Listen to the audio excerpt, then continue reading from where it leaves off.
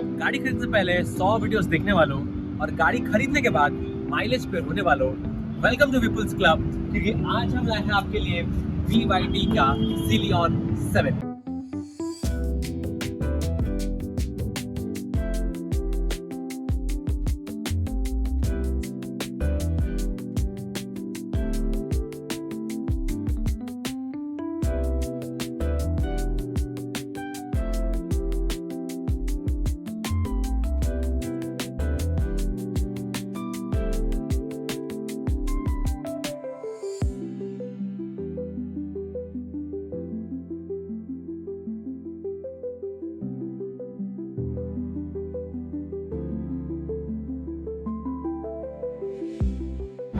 तो मैंने ये क्यों बोला इसके बारे में हम थोड़ी देर में बात करेंगे, क्योंकि तो वीडियो में बने रहे। तो पहले हम स्टार्ट करते हैं इस गाड़ी के चाबी से।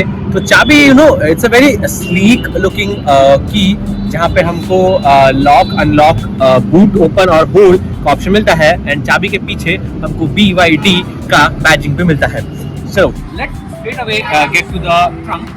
तो अगर हम इसका ट्रंक खोले तो हमको इसके ट्रंक में एक 58 लीटर्स का एक अच्छा खासा स्पेस मिलता है, जहाँ पे आप आराम से एक या दो छोटे छोटे जो हमारे एयर बैग होते हैं उसको हम यहाँ पे रख सकते हैं।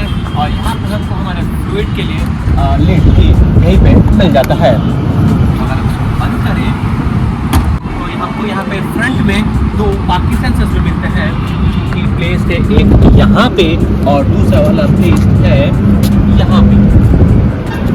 यहाँ पे हमको टोइंग हुक मिल जाता है और फ्रंट के लिए यहाँ पे हमको कैमरा भी मिल जाता है। एडास के लिए रेडार हमको यहाँ पे मिल जाता है और उसके लिए कैमरा भी हमको यहीं पे अवेलेबल करा दिया जाता है।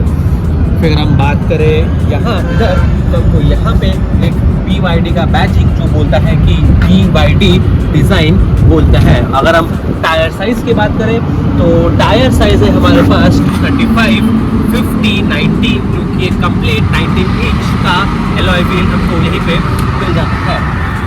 आगे अगर हम बात करें यहाँ पे हमको NFC फंक्शन भी मिल जाता है, जिसके लिए इनके पास स्पेसिफिक NFC कार्ड है, जो मैं अंदर जाकर आपको बताऊंगा, दिखाऊंगा। और यहाँ पे हमारे पास इंडिकेटर्स और मिरर में कैमरा भी अवेलेबल करा दिया जाता है। बात करें यहाँ तो यहीं पे हमको इसका चार्जिंग का पोर्ट मिल जाता है, जो कि है जो कि यहाँ पे हमको चार्जिंग के लिए इंडिकेटर्स भी मिल जाते हैं। उसके साथ साथ हमको दोनों चार्जिंग के पोर्ट्स भी हमको यहीं पे अवेलेबल हो जाता है। फिर आते हैं हम गाड़ी के पीछे। तो जैसे हम गाड़ी के पीछे आते हैं तो पीछे हमको यहाँ पे एक बड़ा सा BYD का बैजिंग मिलता है और ये बोलता है BYD Celeon 7। फिर अगर हम इधर देख सकें तो हमको एक EV का बैजिंग मिलता है और यहाँ पे हमको एक बड़ा ही स्लीक सा, बड़ा ही डिज़ाइनर सा एक बैकलाइट मिलता है, जो कि एक अच्छा खासा बैकलाइट है। जिसको हमने जब लिट किया तो अच्छा खासा हेडलाइट। तो अगर हम गाड़ी के बूट स्पेस की बात करें तो हमको मैसिव 500 लीटर्स का जो बूट स्पेस है वो अवेलेबल हो जाता है। जहाँ पे अगर हम अंदर देखें तो हमको यहाँ पे एक छोटा सा पॉकेट मिलता है, यहाँ पे लाइट मिलता है, जो साइड में एक और लाइट मिलता है, दो लाइट्स मिलते हैं बूट के अंदर, क्योंकि ऑलमोस्ट बहुत बड़ा बूट है। फिर अगर हम बात करें यहाँ तो हमको यहाँ पे एक हुक मिलता है जिसके ऊपर लिखा है मैक्सिमम 3 kgs एंड साइमल्टेनियसली उधर भी हमको यहाँ पे भी एक और हुक मिलता है, उधर भी हुक मिलता है। सो हुकों से भरा हुआ है ये डिक्की। अगर आप नीचे खोले ओके यहाँ भी हुक है, यहाँ भी यहाँ भी हुक्स है, यहाँ भी हुक्स है। और ये थोड़ा लिफ्टेड है ऑब्वियसली, क्योंकि बिकॉज ऑब्वियसली इसके नीचे बैटरी है, तो जो बूट है वो थोड़ा लिफ्टेड है। और इस गाड़ी में हमको इलेक्ट्रॉनिक टेल गेट भी मिलता है, जो कि आता है उसके साथ साथ हमारे जो सेंसर्स वाला टेल गेट भी हमको यहाँ पे अवेलेबल हो जाता है। और यहीं पे हमको मिलता है इसका कैमरा, जो कि बैकलाइट के लिए कैमरा है। And yeah that's it. तो अब हम आ गए गाड़ी के बैक सीट में। तो आई कैन डेफिनेटली से कि बैक सीट अच्छा खासा कंफर्टेबल है एंड इट्स वेरी स्पेशियस। अंदर पीछे की बात करें तो अगर 3 लोग भी मैं बोलूँगा आराम से बैठ के इसमें ट्रैवल कर सकते हैं फॉर लॉन्ग जर्नीज। जहाँ मैं बात करूँ तो फॉर बीइंग मी मेरे पास एक काफ़ी अच्छा लेग रूम यहाँ पे अवेलेबल है। उसके साथ साथ अगर मैं अंडर थाई सपोर्ट की बात करूँ तो काफ़ी डिसेंट और अच्छा अंडर थाई सपोर्ट है। हेडरूम की बात करूँ तब भी काफ़ी अच्छा हेडरूम मुझे मिल रहा है। इफ़ आई एम 5'11" तो काफ़ी अच्छा हेडरूम मुझे यहाँ पे अवेलेबल हो जाता है। फिर हम बात करूँ यहाँ तो मेरे को एक आर्म रेस्ट हैंडल है एंड फिर टच लाइट्स हमको यहाँ पे अवेलेबल हो जाता है। यहाँ पे एक हुक हमारे पास अवेलेबल है। यहाँ पे स्पीकर है जो बोलता है DYN ऑडियो। फिर यहाँ बोलूँ तो ऑटोमेटिक विंडो है जो कि टच पे होता है, होल्ड करना पड़ता है इसको बेसिकली, वन टच नहीं है। फिर अगर बात करूँ यहाँ तो ये सॉफ्ट टच, यहाँ पर हार्ड है लेकिन टच है, फिर यहाँ पे सॉफ्ट टच, यहाँ पे सॉफ्ट टच और यहाँ पे एक 1 लीटर का बॉटल होल्डर भी आपको ये मिल जाता है। यहाँ पे एक स्पीकर है, यहाँ पे मैगजीन होल्डर्स है वो भी 2-2। फिर अगर बात करूँ आर्म रेस्ट की तो ओके, आर्म रेस्ट के अंदर हमको यहाँ पे एक छोटा सा एकदम स्टोरेज मिलता है। और अगर मैं बात करूँ यहाँ तो हमको एक ट्विन कप होल्डर्स भी यहीं पे अवेलेबल हो जाता है। ओके, फिर अगर मैं बात करूँ यहाँ तो यहाँ पे हमको 2 AC वेंट्स मिलते हैं एंड इसके अंदर अगर मैं देखूँ तो यहाँ पे मुझे एक USB फास्ट चार्जिंग और एक Type-C फास्ट चार्जिंग भी यहीं पे अवेलेबल हो जाता है। बिंग अ बैटरी यहाँ पे कोई हम्प है नहीं, विच अलाउज अस कि मैं एज अ थर्ड पर्सन भी इसमें कंफर्टेबली बैठ सकूँ, क्योंकि उसके लिए भी हेडरेस्ट यहाँ पे अवेलेबल हो जाता है। बात करें दूसरे पैसेंजर के लिए, कि दूसरे पैसेंजर के लिए भी चीज़ें सारी की सारी ऑलमोस्ट सेम ही है। तो मोटा मोटा मैं अगर बोलूँ ना तो पीछे वाला seat first of all it's good spacious. मैं बोल रहा हूँ अगर 3 लोग कंफर्टेबल यहाँ पे ट्रैवल कर सकते हैं, so good space is available in this car. And also पीछे का सीट काफ़ी काफ़ी अच्छा सीट है and the AC vents are also working very fine. तो पीछे के सीट्स के बारे में हम इतने ही बता सकते हैं क्योंकि यहाँ पे एयर बैग्स के बैजेस है, जो मैं आगे के बताऊँ कितने एयर बैग्स इस गाड़ी में है। एंड फिर बाकी अगर हमको गाड़ी के बारे में और जानना है तो हम गाड़ी के चलते हैं आगे, जहाँ पे मुझे काफ़ी एक बड़ा सा इंफोटेनमेंट सिस्टम दिख रहा है and I am really getting tempted to it. तो अब हम आ गए हैं गाड़ी के आगे, the main seat, the pilot seat. And अगर हम पहले बात करें यहाँ तो यहाँ पे हमको मिलता है एक 10-way electrically adjustable park seats का ऑप्शन और उसके साथ एक मेमोरी फंक्शन का भी ऑप्शन यहीं पे हमको अवेलेबल करा दिया जाता है। बात करें अगर हम यहाँ डोर पे, तो डोर पे हमको यहाँ पे मिलता है विंडोज़ के ऑप्शन, विंडोज़ अनलॉक लॉक करने का ऑप्शन और हमारा मिरर्स सेट करने का ऑप्शन। और यहाँ पे बूट खोलने का बटन भी हमको यहीं पे अवेलेबल करा दिया जाता है। तो आते हैं हम गाड़ी के अंदर।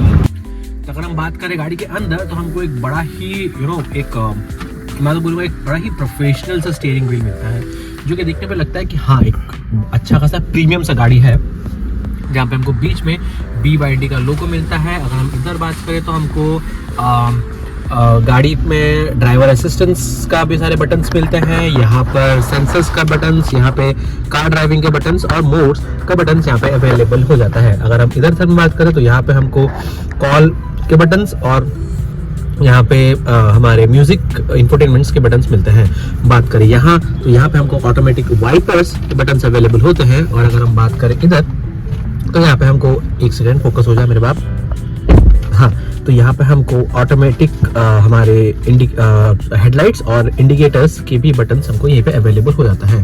बात करें अगर यहाँ तो यहाँ हमको बहुत सारे चीज़ें यहाँ पे अवेलेबल होता है, जैसे कि गाड़ी का स्पीड, गाड़ी किस मोड पे है and outer temperature, seat belts. फिर अगर हम बात करें यहाँ तो यहाँ पे हमको गाड़ी के टायर PSI के बारे में बताया जाता है, कितना आउटपुट अभी हमको बैटरी दे रही है, कितना का रेंज है और कितना बैटरी अभी परसेंटेज चार्ज है। हमको ये सारा इन्फॉर्मेशन हमको यहीं पे बता दिया जाता है। इवन इफ यहाँ पे भी मैंने देखा, अभी नोटिस किया जब मैं रास्ते में चला रहा था, तब यहाँ पे अगर साइड में कोई और व्हीकल आ रहा है तो उसका भी एक साइन यहाँ पे हमको नजर आ जाता है, जो कि अच्छा खासा डिस्प्ले काम कर रहा है। बात करें अगर हम इंफोटेनमेंट स्क्रीन की तो हमको एक 15.5 इंच का बड़ा सा इंफोटेनमेंट सिस्टम हमें यहाँ पे अवेलेबल कराया जाता है, जिसके अंदर हम थोड़ी देर में घुसेंगे।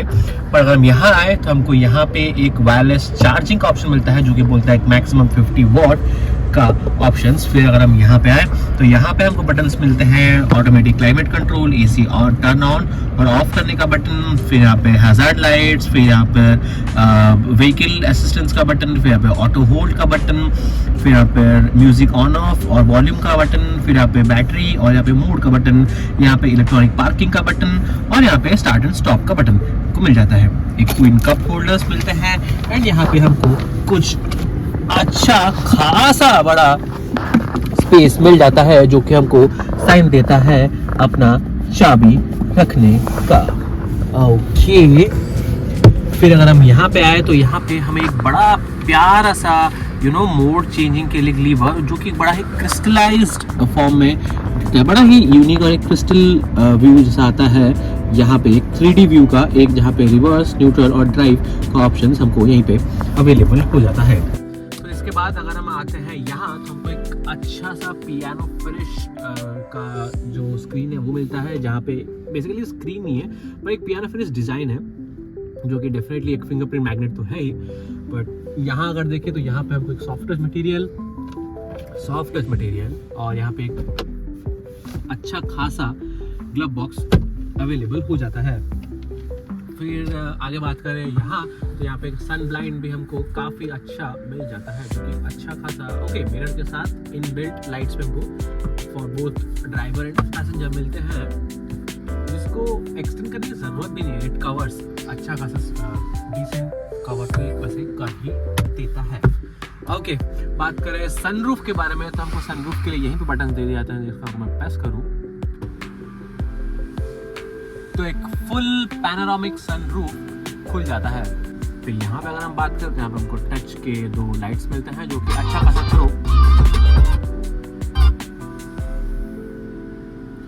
खासा थ्रो हमको अवेलेबल करवा देती है। तो ओवरऑल इस गाड़ी के बारे में फीचर लोडेड तो डेफिनेटली गाड़ी है ही, क्योंकि तो यहाँ पे हमको मिलता है एक फुल बड़ा सा इंफोटेनमेंट सिस्टम, जहाँ पे हमको एक्चुअली बहुत सारे ऑप्शंस अवेलेबल होते हैं। जैसे कि हमको अगर AC कंट्रोल चाहिए तो वो भी हमको यहीं पे अवेलेबल हो जाते हैं। फिर हम गाड़ी के बारे में कुछ जानना चाहें तो हमको यहाँ पे सारी जैसे कनेक्शन, ऑडियो, डिस्प्ले के बारे में सब कुछ, फिर वर्जन, फिर सिस्टम्स के बारे में सब कुछ, और एप्स एंड एक अच्छा खासा स्क्रीन हमको दिया गया है। मतलब ऐसा नहीं कि कहीं लैग फील हो रहा है या कुछ। फिर अगर हम ADAS की बात करें तो ये ADAS यहाँ पे हम ऑन एंड ऑफ कर सकते हैं। एनर्जी आउटपुट्स की बात करें तो हमको रीजनरेटिव ब्रेकिंग्स के भी ऑप्शन मिलते हैं, जो हम स्टैंडर्ड या हाई दोनों पे सेट कर सकते हैं। रेंज अगर डिस्प्ले मोड में बात करें तो हम स्टैंडर्ड डायनेमिक वो भी कर सकते हैं। यहाँ पे व्हीकल के बारे में बात करें तो हमको यहाँ पे इंटेलिजेंट चेसिस, लाइट का कंट्रोल, कंफर्ट ड्राइविंग का कंट्रोल, यहाँ पे auto wiper, automatic driver seat और ऑटो फोल्ड का ऑप्शन यहाँ पे मिल जाता है। फिर HUD का बात करें तो वो भी ऑन एंड ऑफ का सिस्टम वही मिलता है। इंस्ट्रूमेंट क्लस्टर की हम बात करें तो वो भी हमें यहाँ पे सब कुछ का ऑलमोस्ट सारे चीज़ों का हमको कंट्रोल चाहिए होता है। AC, सीट्स की बात करें, लॉक्स की बात करें एंड एवरीथिंग। फिर अगर हम सर्विस की बात करें तो सर्विस का भी ऑप्शन हमको सारा कुछ देखने यही मिलता है। फिर अगर हम यहाँ पे गाड़ी की ऐप्स के ऊपर बात करें तो हमको यहाँ पे AC controls, Apple CarPlay, Android auto, जो कि दोनों वायरलेसली कनेक्टेड है, वो हमको यहाँ पे अवेलेबल होता है। और भी बहुत कुछ जैसे Amazon म्यूजिक, एल्बम्स, ये सारे भी हमको यहीं पे अवेलेबल हो जाता है। और एक बढ़िया चीज़ भी हमको यहाँ पे अवेलेबल होता है, वो है ये एक फुल्ली टिल्टेबल हमको स्क्रीन, जो कि 15.5 इंच का है, जो कि मतलब बड़ा सा एक तो फोन पकड़ूं ऐसा फील होता है यहाँ पे। ओके, सो फिर इस गाड़ी पे हमको मिलता है, और इस गाड़ी पे हमको वॉइस असिस्ट का भी काफ़ी अच्छा जो है वो मिलता है, जो कि इसका बटन बेसिकली यहाँ पे है विंडोज, और सारे के सारे विंडोज क्लोज हो जाते हैं। Okay, see you next time. Thank you. Okay, तो फिर अच्छा खासा वॉइस कमांड का भी ऑप्शन हमको मिलता है। एंड इस गाड़ी में हमको डाइन ऑडियो के 12 स्पीकर्स मिलते हैं, जिसका टेस्ट हम अभी करते हैं। तो अगर हमको स्पीकर का टेस्ट ही करना है तो हम डायरेक्टली दीदी को बोलते हैं कि वो ही हमको गाना बजा दे।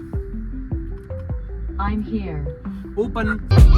तो अगर हम बात करें इस गाड़ी के रेंज की, तो कितना रेंज हमको गाड़ी देती है, तो this car comes with 82.56 kilowatt hour की बैटरी, जो कि मैं बोल लूँगा एज पर इंडियन मार्केट ये काफ़ी एक बड़ी बैटरी मानी जाती है, जो कि हमको एक रफली 560 टू 570 किलोमीटर की रेंज हमको आराम से दे देगी। तो अगर मैं बात करूँ, जो आजकल लोग बोलते हैं ना कि यार EV चार्ज करने में या फिर to take a EV for a long tour, it's very difficult. तो या for us 560 range is a काफ़ी अच्छा स्पेस, अच्छा रेंज, तो you can definitely rely on this car to go for a long drives and do any stuff you want to do, क्योंकि 150 का charging support है, तो गाड़ी चार्ज होने में ज़्यादा टाइम को लगेगा नहीं अगर फास्ट चार्जिंग ऑप्शन आपके पास डेफिनेटली अवेलेबल है। एंड अगर कंफर्ट की बात करूँ तो yes definitely this cars give us a great comfort. तो गाड़ी के बारे में सारी चीज़ डिस्कस हो गया। अब गाड़ी का जो मेन फीचर है, जो कि गाड़ी को चलाना, तो हम गाड़ी को चला के देखते हैं कि गाड़ी कैसा फील देती है, क्या ये अंडर पावर है, क्या ये अच्छा खासा पावर दे पाती है या नहीं। तो लेट्स गो। ओके, तो फाइनली नाउ इट्स टाइम कि अब हम गाड़ी चलाएं और देखें कि गाड़ी में कैसा परफॉर्मेंस हमको मिलता है, गाड़ी कैसा परफॉर्मेंस देती है। चलो, तो पहले हम गाड़ी को यहाँ से ड्राइव पे आते हैं। ओके, एंड जैसे हम गाड़ी में ड्राइव पे आते हैं तो यहाँ पे पहले हमको स्क्रीन में हमको यहाँ पे फ्रंट व्यू, हमको 360 डिग्री व्यू और हमारे साइड व्यूज हमको यहाँ पे दिखते लगते हैं। तो जैसे ही हम गाड़ी चलाने लगते हैं, या सो यहाँ पे when I am at the speed of 11-12 तब भी मेरे को कैमरा में अभी यहाँ पे दिखाया जा रहा है, बट वंस आई टच 15 तो कैमरा अपना बंद हो गया। ओके, सीट बेल्ट नहीं पहना है मैंने, इसीलिए मेरे को बीप कर रहा है गाड़ी, बट एनीवे ओके। सो गाड़ी के अगर मैं बारे में बात करूँ तो या as per being an EV car, जो पिकअप एक गाड़ी देना चाहिए, एक गाड़ी जेन्युइनली हमको देती है, वो पिकअप हमको यहाँ पे मिल रहा है।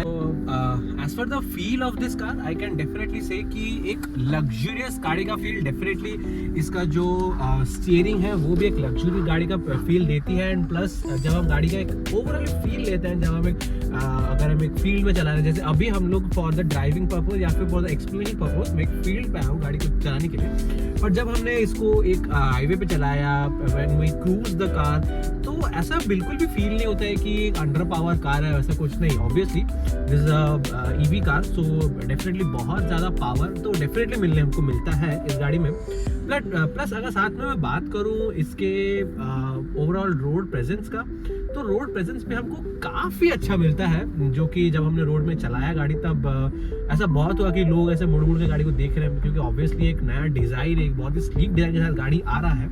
प्लस जब मैं ड्राइवर सीट में बैठ रहा हूँ, तब जब मैं सामने की तरफ देख रहा हूँ, तब मेरे को ओवरऑली एक बहुत ही अच्छा प्रेजेंस चारों ओर का मेरे को यहाँ पे मिल रहा है। प्लस अगर मैं बात करूँ इसके नए स्टीयरिंग व्हील की, तो स्टीयरिंग व्हील भी काफ़ी अच्छा परफॉर्मेंस कर रहा है, जो कि मैं बोलूँ कि not that much free and not that much tight, एक डिसेंट मतलब ऐसे कि आपका गाड़ी के ऊपर जो कंट्रोल है वो पूरा हमेशा ही बरकरार रहेगा। ओके, तो अगर हम बात करें इसकी पावर की, तो डेफिनेटली अगर ये गाड़ी 0 to 100 in just 3 seconds complete करती है, तो गाड़ी में बहुत ही अच्छा पावर हमको मिलने को मिलता है। बात करें अगर हम इन डिस्प्ले व्यू की, तो वो भी हमको काफ़ी अच्छा दिखने को मिलता है। एंड बात करें अगर हम इंस्टेंट कस्टर की या फिर हमारे सारे इक्विपमेंट्स की जो गाड़ी मिलते हैं, अगर बात करें हम एसी की, जो कि एसी भी बहुत ही अच्छा काम करता है जब हम गाड़ी चलाते हैं या फिर जब गाड़ी रेस्ट में रहते हैं, दोनों ही टाइम में एसी का फंक्शन काफ़ी ज़्यादा बेटर रहता है। तो इन माई ड्राइव इम्प्रेशंस, इफ मैं अगर इस गाड़ी के बारे में ड्राइव इम्प्रेशंस दूँ, तो ये गाड़ी एक ईवी होने के नाते काफी एक अच्छा परफॉर्मेंस जरूर देती है। प्लस एक लग्जरियस सेगमेंट ईवी की तरह ये गाड़ी डेफिनेटली फील होती है। And I would definitely recommend, अगर आप एक लग्जरियस सेगमेंट में एक ईवी देख रहे हैं, प्लस उसमें आपको रोड प्रेजेंस चाहिए, उसके साथ आपको स्टाइल चाहिए, उसके साथ आपको एक बहुत ही अच्छा ड्राइविंग एक्सपीरियंस चाहिए, so I would definitely recommend that this is a best car to drive.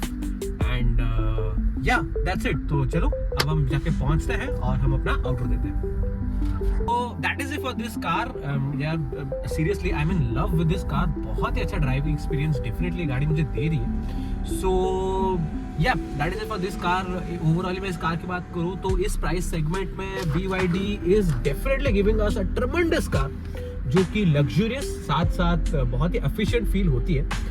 And yeah that's it about it. तो मिलते हैं हम एक नेक्स्ट वीडियो में एक नेक्स्ट गाड़ी के साथ, कुछ नेक्स्ट खुराफती करते हुए, उस गाड़ी के बारे में खोलताड़ करते हुए जानेंगे किसी और गाड़ी के बारे में किसी और वीडियो में। तब तक के लिए बाय।